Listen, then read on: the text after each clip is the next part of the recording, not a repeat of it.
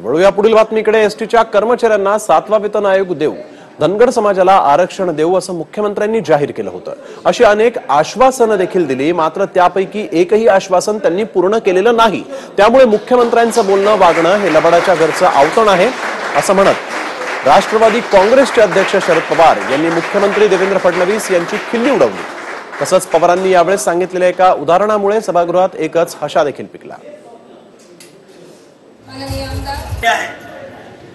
प्रत्येक 3 वर्षापूर्वी तुमच्या अधिवेशनाला 7व्या आयोगाच्या घोषणा केली। अप्रत्यक्षपणाने तुम्हाला सरकारी कर्मचारी मान्य केले, अनेक आश्वासनं दिली, पण त्या आश्वासनाचं कुठले आश्वासन हे पुरं केलं नाही। याचा अर्थ सत्य आहे की त्यांचं बोलणं, त्यांचं वागणं हे सुद्धा लबाडाच्या घरचा होता।